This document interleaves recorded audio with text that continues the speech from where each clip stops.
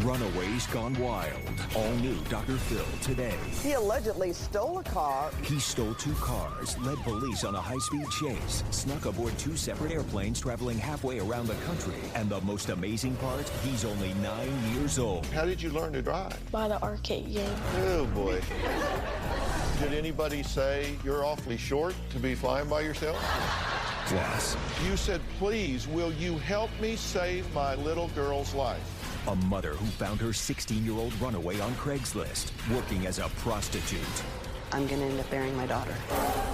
But there's 2 sides to every story. I'm going to get involved here. Don't con me. Dr. Phil steps in to help a teen in trouble. That may be what you did yesterday. It's not what you have to do today. Coming up. Let's do it. I want you to get excited about your life. Here we go. Stand by, 10 If you're going to talk to me, you're going to have to be honest. Stand by, Dr. Phil. Showtime. This is going to be a changing day in your life. Stand by, A, and roll A. Check in. Go, Dr. Phil.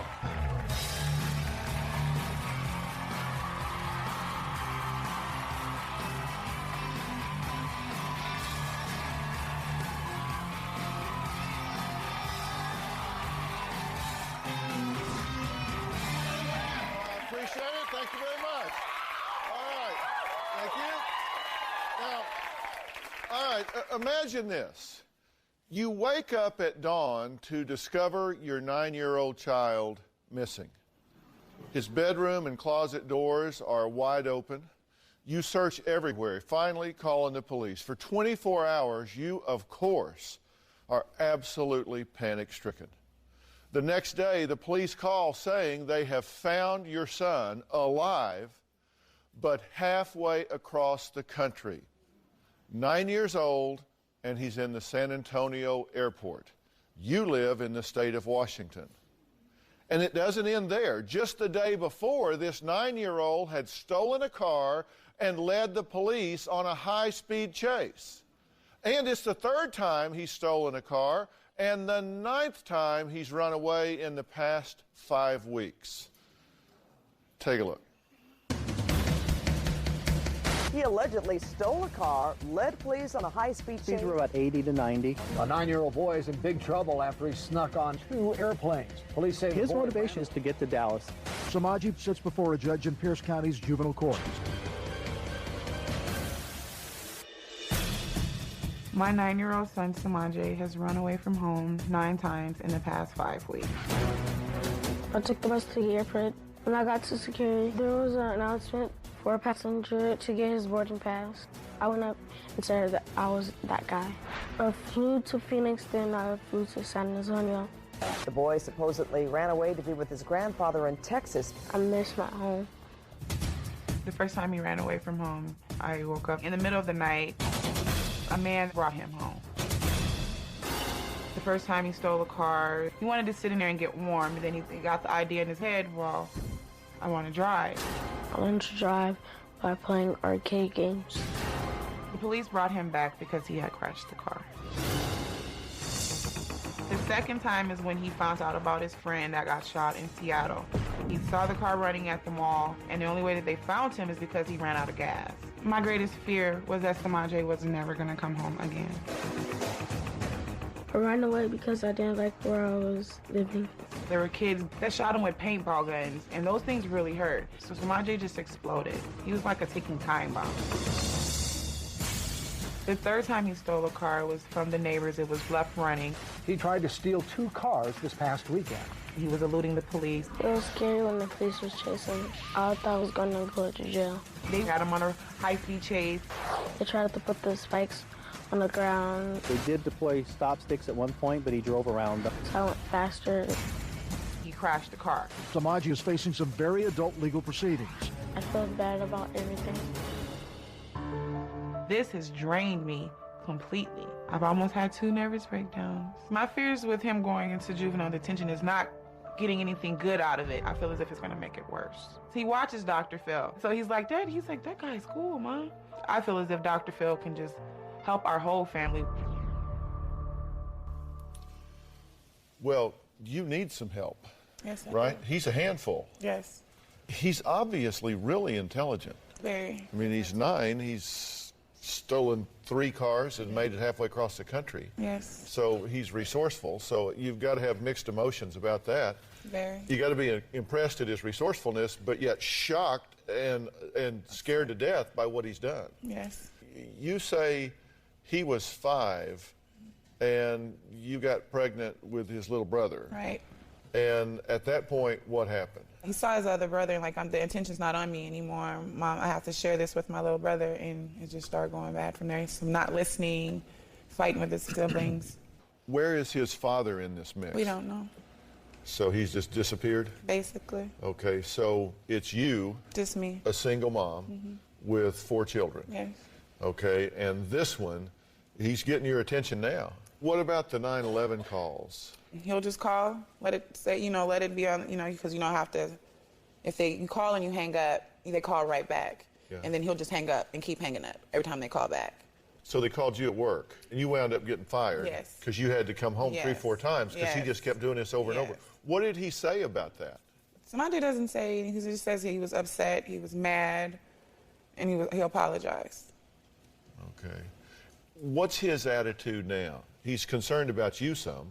Yeah, because I've been kind of stressed out, Yeah. considering the fact. So, and he says that that some people are saying that you're stupid and not a good mother, and so he's upset about that. Yeah, I had a man said that I sucked and didn't know that I was the woman that he was the parent that he was talking about, and he felt so bad. He said, "I apologize. I said, "Well, that's just how people are thinking right now." Yeah, but that bothered him. A lot. Okay, well, that's the good thing, actually. I mean, that can be, it shows a couple of things. Number one, that he's got a capacity for empathy here, that he's actually, like, putting himself in somebody else's position to think about the consequence of what he's doing, that it does impact other people, that it impacts the family. Are you concerned that he's going to continue doing this? I don't think he will do it anymore, the running away, because of how serious it was and how it hurt the whole family. We're on Dr. Phil. Yeah, yeah. What could be worse than that? I'm starting to understand this child now. No, I love you, Dr. Phil, because that's why I want counseling. We need it. And Samaje is, at first he wasn't showing that, okay, I did something wrong, I'll never do it again. But when he starts seeing how I'm going to court now, and they might charge me. What happens if things this kind of goes up, everybody says, all right, calm down, and he just goes back home? You're still in the same apartment. No. Do you still have the same person next door, or have you gotten out of that environment? Right now we don't really have anywhere to live. We've been living in a motel for the past about a month and a half now. Mm-hmm.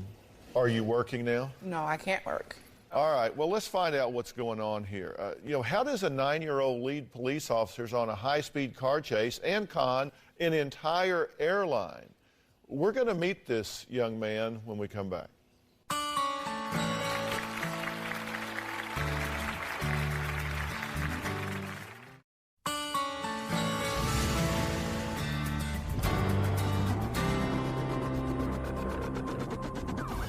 They had him in the police car, tried to see what type of mother I was, evaluate me. And when they saw that I was an okay person, they said, well, he's in the car right now. I said, well, if you guys would have told me that, I wouldn't have opened the door for you. He's not listening to me anymore. He said he's driving cars and crashing them. I can't do anything about that.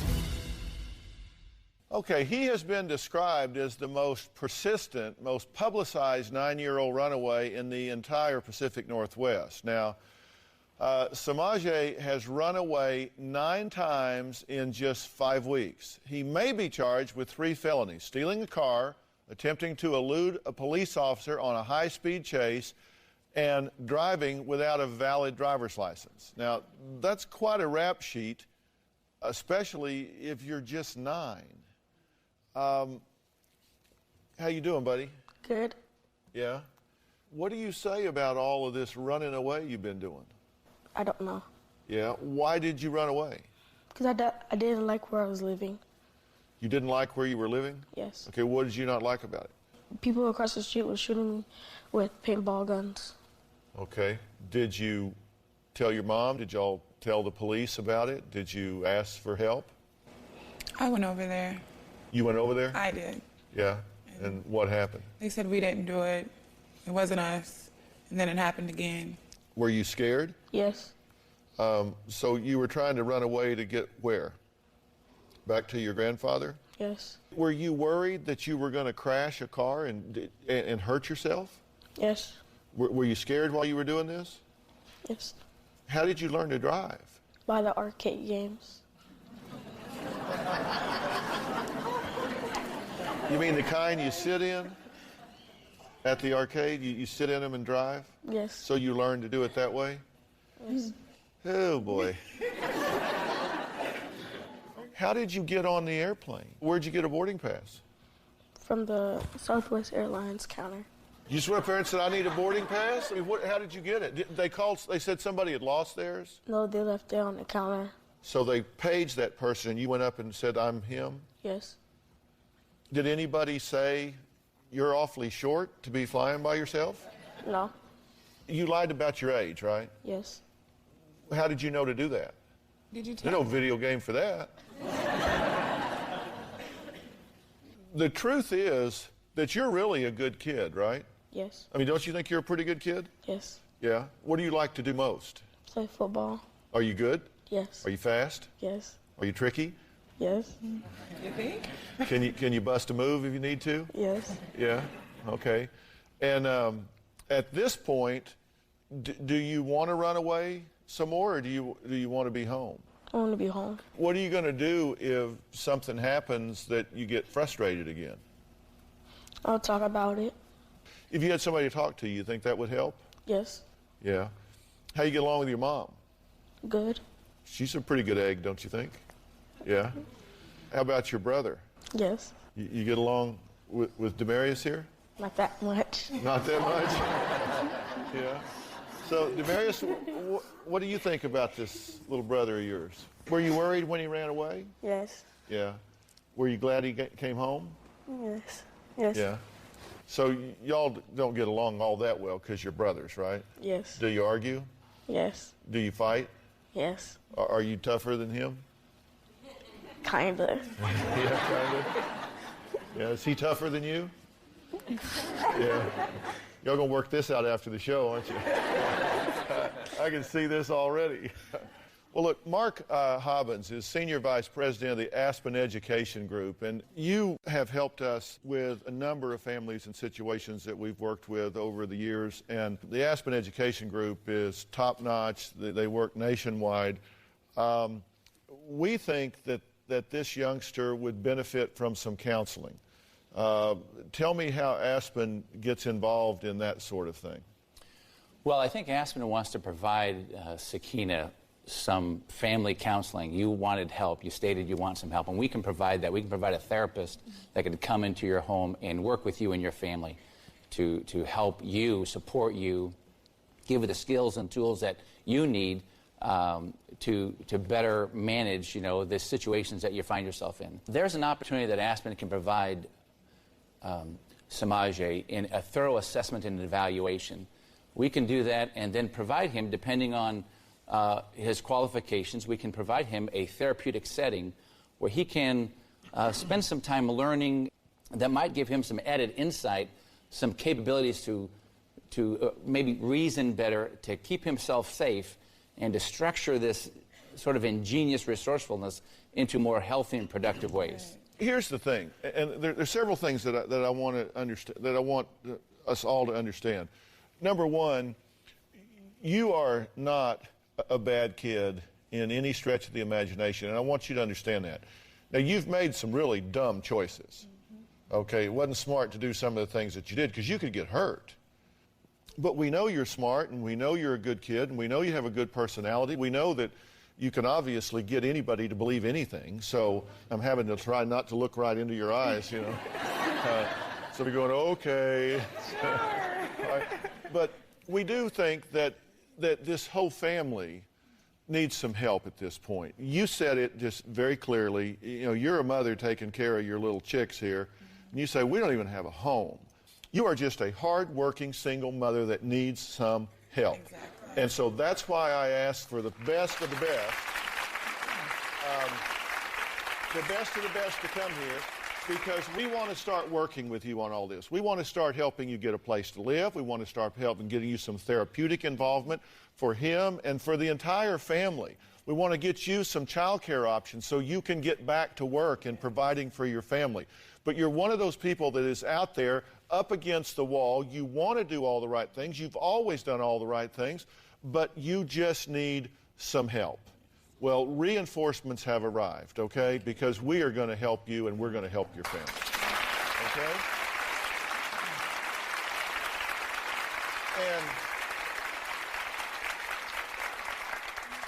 And I want you to make a deal with me. No more running away. Deal? Deal. No more running away. Yeah. All right. Okay. Mark, you'll be involved. Next, her 16-year-old daughter ran away, and she was missing for months. You're not going to believe how her mother tracked her down. Turns out the girl was being pimped out as a prostitute on Craigslist. That story next.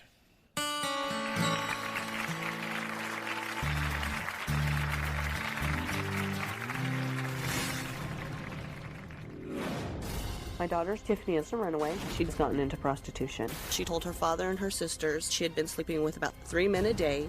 I'm scared for her life.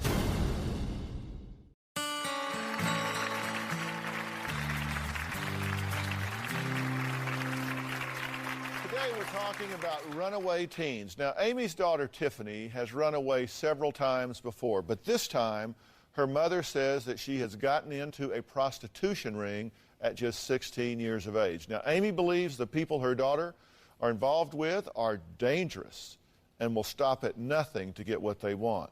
Amy fears for her daughter's life and the lives of her other children. I'm very, very concerned about my 16-year-old daughter, Tiffany. My daughter's a runaway. She's been on the street. Tiffany has gotten into prostitution. She hangs around with gang members, pimps, prostitutes, very dangerous people. She's using marijuana, ecstasy, and cocaine. I'm scared for her life. When Tiffany hit about 7th grade, I started seeing a change in her. She wanted to hang out with thuggy, ghetto people. Tiffany is like a chameleon. She is a con artist. She's very manipulative. Tiffany has run away numerous times. First time she was 13, and that's when she was with the first set of pimps. Second time she was 15. The boyfriend that she was with broke her nose, beat her. He could have killed her. The third time she ran away was this most recent one, where I had to face the fact that my daughter was part of a prostitution ring. The police, law enforcement, nobody would help me. But my friend Jessica helped me a lot. We started doing our own investigation, put the word out about my daughter being on the street. I called Amy and I said, "Are you sitting down?" My friend got a call saying we needed to check Craigslist. We had no idea. I've been on Craigslist to buy a washer and dryer, not a prostitute, let alone a kid. We started checking page by page. There's a lot of girls on there prostituting themselves out. We found the one that was actually Tiffany. I matched her cell phone number up with the number that they were wanting to call on. My daughter's boyfriend called it, and Tiffany answered. He asked her, "How much?" $250. $250. My heart broke for Amy. I had every emotion there was. I was pissed, hurt, scared. I would stay up till 3 o'clock in the morning trying to find out what kind of ads they're putting up. Tiffany wasn't making them. Somebody was making them for her. I found her pimp and madam's phone number. I called and let them know she was 16 years old and you better give me my daughter back. Tiffany got sick. The people that she was with dropped her off at a hospital. The hospital called me, so I rushed to the hospital. They red dotted her file, so if her pimp or madam called, they wouldn't be able to find her. While Tiffany was in the hospital, she told her father and her sisters she had been sleeping with about 3 men a day, and her pimp had told her if she didn't come back, he would hurt her. I had to make sure that wasn't going to happen. On the 3rd day she was in the hospital, the staff helped me sneak her out. She was home about 2 days from the hospital. I knew that Tiffany was feeling better and that she was going to be running at any moment. So I made the choice to call the police. The people my daughter Tiffany was hanging around with are extremely dangerous. I fear my family could be killed. Okay. Now, first off, we're using a different name for you, for the children, everything to protect identities here for safety purposes. And I want everybody at home to know that. I want to talk about what she's gotten involved in a few minutes. But first, I want to talk about the danger and the threat. You believe that she could be in danger of her life, actually. True? Yes. And you have seen her with dangerous people on the street.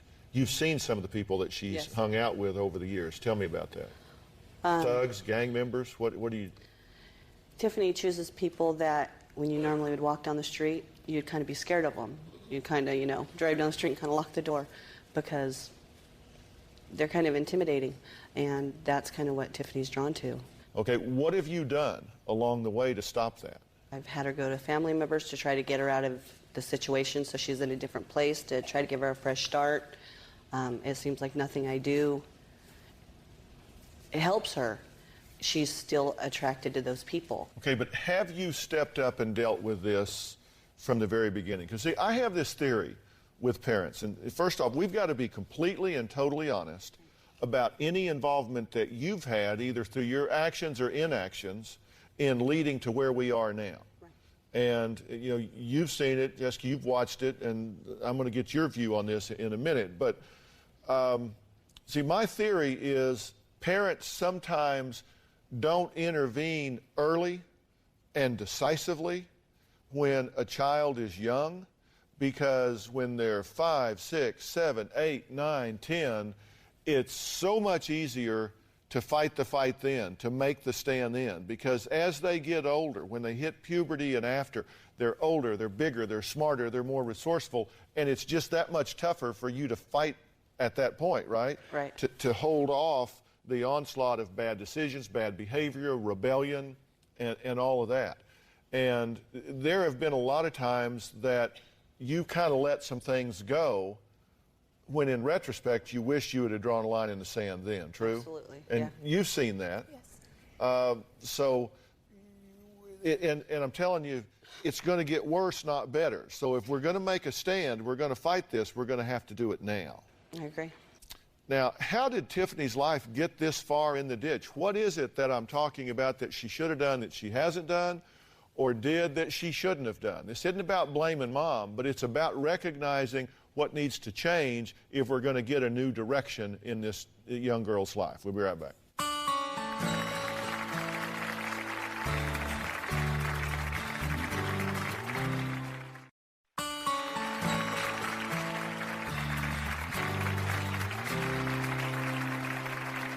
We're talking about Runaways today. It can get wild, it can get scary, it can get out of control. And here's the problem. Children do not have the ability to predict the consequences of their actions, the consequences of their choices. Their brains aren't even through growing yet, and they cannot see around corners. Amy's 16-year-old daughter has been used as a prostitute, pimped out on a website called Craigslist. It's unimaginable for a parent to think of the life their child would be living as a prostitute, but that's what you're having to get your mind around at this point, right? Yeah. Okay, what do you know about this? She told her sister in the hospital that she was with how many men a day? She had said that she was with about 3 men a day. And She's 16? She's 16. Okay. Who are these people that you say, you found this on Craigslist, right? Yes. I had put the word out on the street that Tiffany was a runaway, and my daughter called me and said, "Mom, I just heard go on Craigslist, and you click on erotic." I called Amy, and I told her, sit down, get on your computer, and Tiffany's on. Did you have any idea she was doing this? I had an idea, only because of what she had done in the past, and I just had a gut feeling something just, it wasn't right. It wasn't right how she was acting, and the people she was with, it just didn't add up.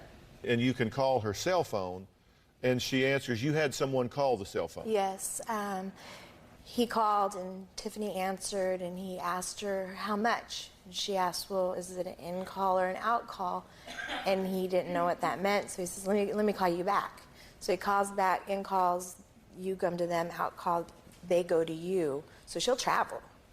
And he asked her how much. She said $250. Do you believe that if this continues, that she is going to be at risk in her life? I think if this continues, I think I'm going to end up burying my daughter. And you get that? I know that. And do you realize that at this point you may be in over your head? I believe that I'm over my head, but I'm not going to stop trying to help her. You knew where she was staying. Why didn't you go get her? I tried. I tried to go get her, and she was with Tiffany. She'd run away, and she'd make it so hard for you to get her back. But she would call me to let me know she was okay, so I wouldn't kind of freak out. But I guess what I'm saying here is, you know, when I've gone through here, she was hanging out with thuggish boys, and in 2004. Yes. And you didn't just throw down the hoe handle and just make a fight of it right then, right there. Oh, yeah, I did. Well, you didn't punish her. She didn't get into counseling. That's what you told us. We tried to go to counseling, and she refused to go. Okay, but see, that's not her option. That's not her option. And the reason I'm making this point is there have been things along the way, even things that she says to you. I hate you. I wish you were dead. And it's just, you just kind of let some of those things go by because you don't want to make trouble. I don't want her to run. Yeah, but you can't be held hostage to that sort of thing. If we're going to save this girl's life, she's going to have to lose the ability to make bad decisions. And that means you're going to have to cross the line where you say, I don't care whether she likes me or she doesn't. I don't care whether she loves me or she doesn't. My job is not to be loved by my daughter. My job is to get her to adulthood alive and intact. If that means I got to take her out of the game, remove her freedom, then that's what I have got to be prepared to do. If you don't, she could get a life-threatening disease. She could get her throat cut. I mean, somebody can pick her up and cut her throat for $20. I know. And you say, well, but I didn't want her to not like me. I don't care. You have to decide, I'm willing to play hardball here. And you've got other children that are watching this. Did you tell your other daughter not to say anything to me if I talked to her that would paint you in a bad light? No, I didn't. Yes, she did. I told her I wanted her to be honest with you. No, you didn't. No, I did. That I did. I told her I did want her to be honest with you. We must have missed that. But what my staff heard you say is, don't you tell him everything. Don't you tell him anything that'll paint me in a bad light, and don't you tell him everything that's going on.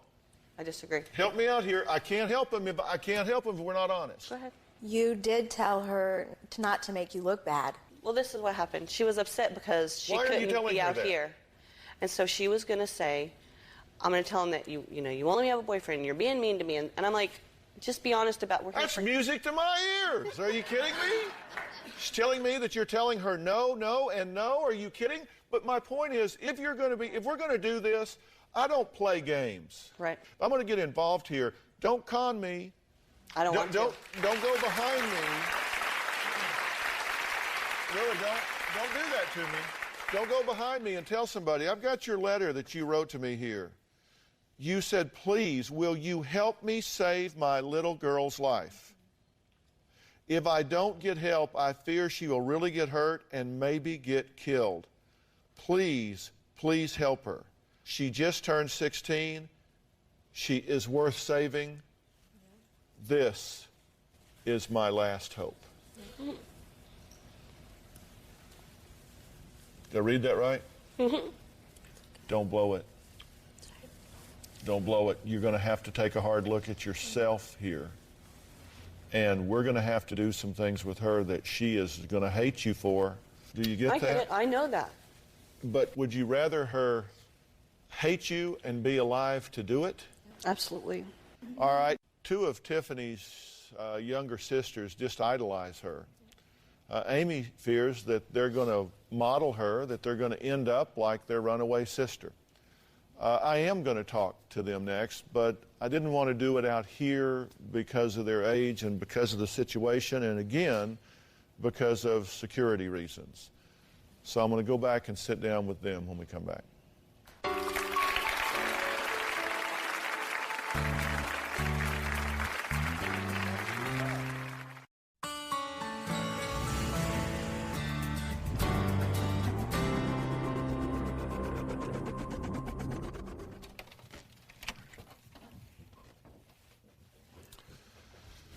Hey, girls. Hi. How are you? April, how you doing? Good. And you're Rebecca today, right? Okay, I know those aren't your real names, but that's what we're calling you today. You know that your sister is in a lot of trouble, right? Yes. And do you know why? Tell me what you understand about that. Her prostitution. Yeah, what do you think about that? She's stupid for it. Like, I don't know why she's doing that to herself. Yeah. Do you know what's going on here with your sister? Yes. Okay, what do you think about it? I think it's just like really wrong and stuff. And it's wrong for her and it's wrong for them to be doing that to kids, to girls, you know? So. And do you know that they can get, that this can get really dangerous and they can get really, really hurt in this regard? Okay, and so you know this is not good. I know that you love your sister, and I know you look up to her and you know, think she is delightful in many ways, and I know she is, and she's not a bad person. She's just made some really bad decisions, and we're going to have to help her with that. And it may mean that she's going to have to be taken out of the home for a while. Would you be okay with that? Yes, I just want her to be safe. I don't want her to get hurt. Yeah, and you know that that could happen. Yes. And so that's what we're wanting to stop. Yes. Okay. All right, I'll tell you what I'm going to do. I'm going to ask you, if you would, to step out for a second so I can talk to your sister, because you're still just a little kid. Yeah. So I have a couple other questions I want to ask, okay?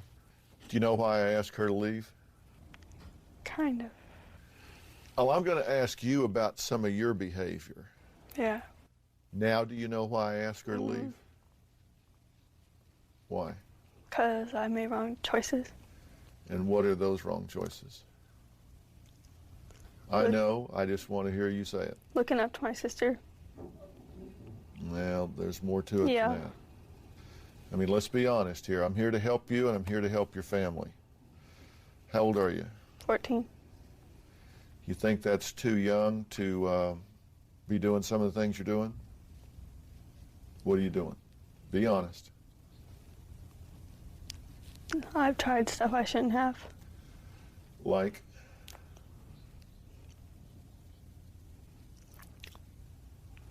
Marijuana. You got a boyfriend? Have you been sexually active with your boyfriend? Once. And you're 14. Okay. Now, do you get that even though it may seem like a good idea at the time, that that behavior is going to lead you in a bad, bad place? Yes. I mean, having sex at 14, messing with marijuana, where do you think that's headed? Where do you think that's going to end up? Nowhere. So, listen, you are a beautiful young woman. You're intelligent. You've got your life going for you. I've got your 16-year-old sister who's on the street. Her life is in jeopardy. So I say, okay.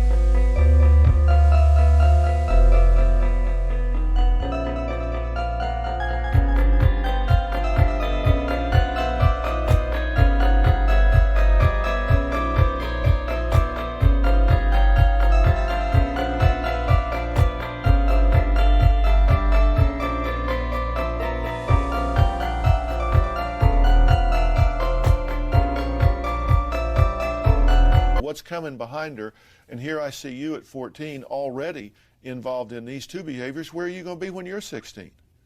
I want this to stop. I want you to say, I value myself more than that.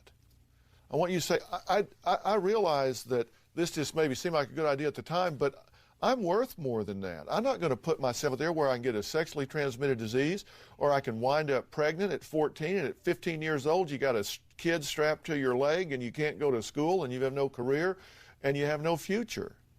And I want to help your family. Will you help me help you guys? Because this is going to involve some counseling and some therapy and that sort of thing. Will you participate? Yes. And because you got a little sister looking at you. I know. And you owe it to her to do good. Can I count on you? Tell me what you're thinking and feeling right now. That I let some people down, like my mom, my little sister. You've let yourself down too, haven't you? And look, here's the thing.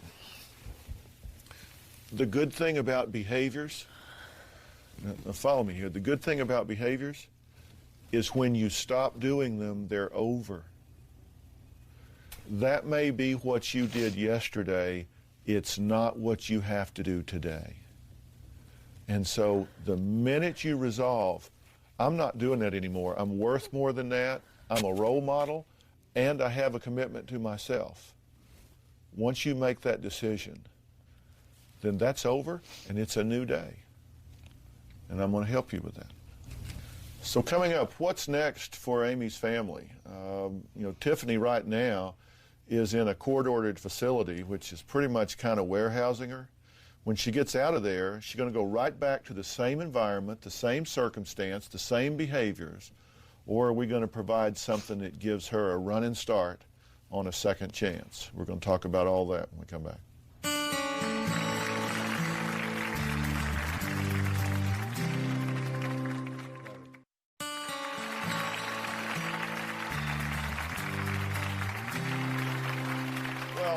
Obviously, it's every parent's nightmare to think of their child running away and living on the streets, but it's unimaginable to find out that your beautiful, sweet 16-year-old daughter is not only a runaway, but that she's being prostituted on a website like Craigslist. Now, by the way, we've made attempts to contact Craigslist. They've not returned our calls.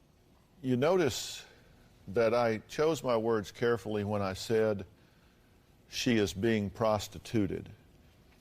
I didn't say she's a prostitute, because at 16 years of age, she's being used, she's being exploited, she's being abused. I think it's important that we keep that in mind and try to get this thing turned around.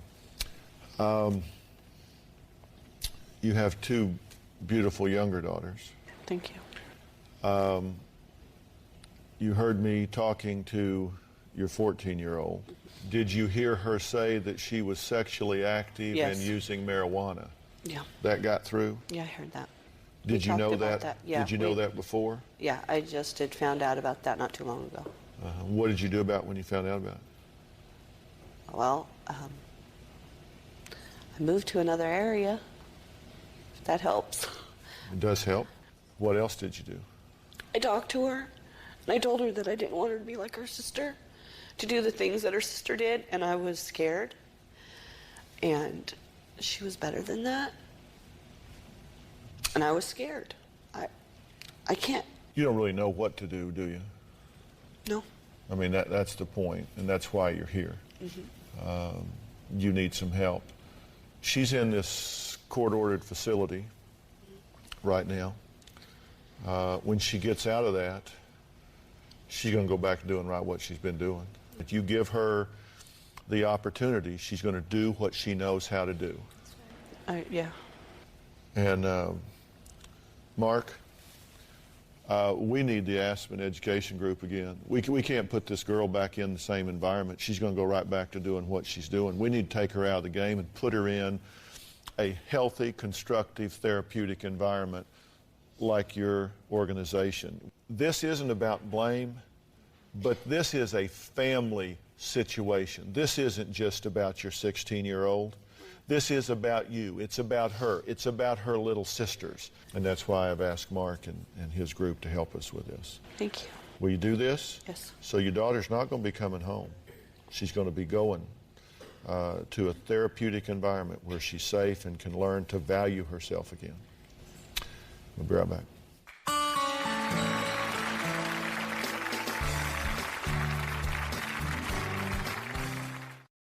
Look, being a parent in this day and time is tough. I mean, think about it. When I was growing up, when I was a teenager, I mean, there were 3 TV channels and we had a phone on the wall in the kitchen.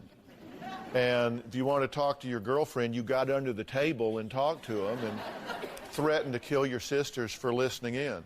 Now there's 500 TV channels, the internet, drug pushers, hookers, everybody coming right into your child's laptop, right in their computer. The smorgasbord of temptation is way beyond anything we have ever dealt with, all of us, in the generation in which we grew up. If you are a family at home that has children being bombarded in this way that you're afraid of, I want to hear from you. Write to me. Let me know what your challenges and stories are, because we do want to help. And I want to give you parents a wake-up call. Know what your child is doing. Know where they're going on the websites. Know what they're watching on television. Get involved, because it doesn't just happen in back alleys and on street corners anymore. It's coming right into your home. I want to thank all of my guests today, especially Mark. Thank you so much. Mark is Senior Vice President of the Aspen Education Group, and Mark is also president of FamilyIQ.com, which is a leading website to help parents improve their parenting skills and strengthen their family. Mark is offering everyone in the audience today a free subscription to FamilyIQ.com. Okay? For more information on today's show, go to drphil.com. You'll have a list of questions there so you can find out what you really want to know about your teens. So thanks for being here. So long.